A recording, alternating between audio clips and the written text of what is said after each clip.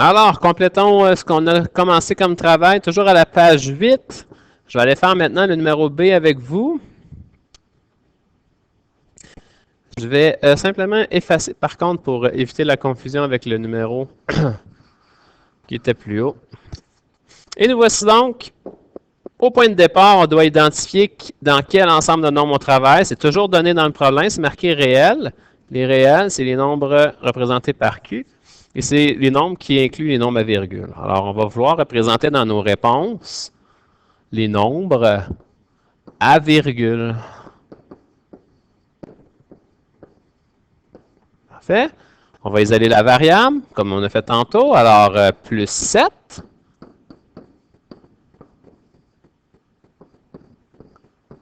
Maintenant, quand j'arrive ici, je dois continuer à isoler la variable. Pour enlever un divisé par moins 4, je dois multiplier par moins 4, le nombre qui est en dessous. Si je multiplie par moins 4 d'un côté, je multiplie par moins 4 de l'autre. Attention, je viens de multiplier par un nombre négatif.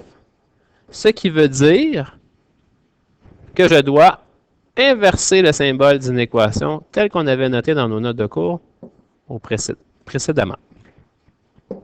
Alors, comme réponse, j'obtiens donc Y et l'autre côté, j'obtiens moins 48. Alors, Y est plus grand ou égal à moins 48.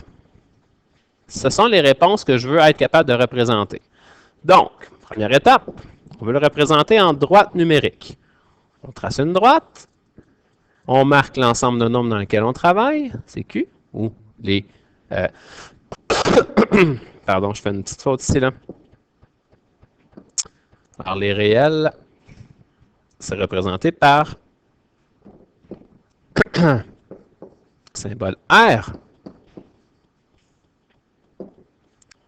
Je viens graduer à chaque centimètre,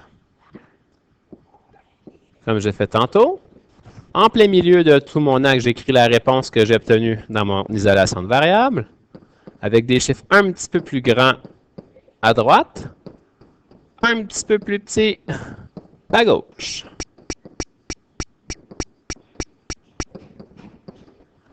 Et là, il me reste qu'à identifier quels sont les chiffres qui font partie des réponses. Alors, plus grand ou égal à moins 48. J'ai donc moins 48 qui est une bonne réponse. J'ai moins 47 qui est une bonne réponse, moins 46, moins 45. Mais il y a aussi tous les nombres à virgule qui sont situés entre mes différents points que j'ai mis. Du genre moins 45,5, 6, 7, 8, moins 46, moins 46,1. Alors, ce qu'on fait, c'est qu'on barbouille jusqu'à la plus petite réponse possible. Et moins 48 fait vraiment partie de mes choix. Alors, je fais un point plein, comme ça, je le grossis, et je barbouille comme il faut pour bien représenter toutes les réponses possibles là, qui se situent à droite de ça. Alors, voilà comment on représente ça. À noter que si j'avais eu une réponse écrite avec un autre genre de symbole, genre comme ça ici, plus grand que moins 48, et non pas plus grand ou égal, alors ce symbole-là aurait impliqué que sur mon axe, j'aurais eu un cercle plein, un cercle vide, pardon, et j'aurais barbouillé à droite, au lieu d'avoir un cercle plein, comme c'était le cas ici.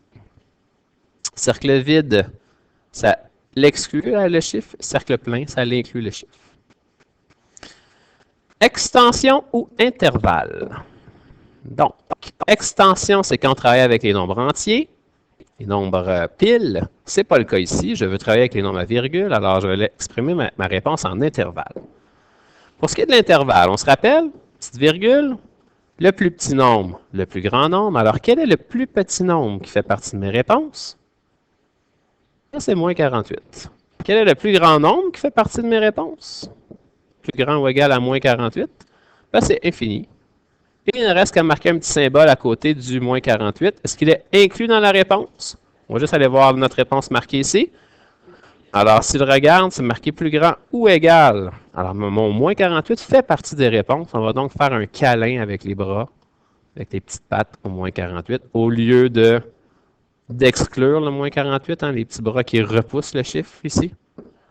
On vient faire un câlin avec les bras qui entourent le chiffre. Alors, moins 48 jusqu'à l'infini. Pour ce qui est de l'infini, on ne met pas de crochet. Et le dernier, compréhension, une barre, Alors, on inscrit l'ensemble de nombres dans lequel on travaille. On travaille dans les réels. Alors, Y appartient au réel, c'est ce que j'ai marqué ici. Et en dessous, pas en dessous, pardon, mais à droite, on inscrit notre réponse qu'on a obtenue dans l'inéquation. Alors, Y est plus grand ou égal à moins 48. Et voilà.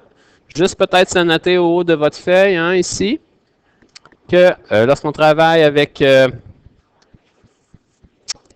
se marquer ici, juste en haut.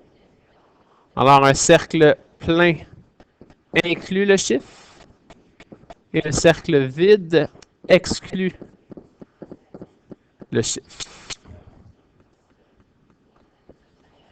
Ça inclut, exclut.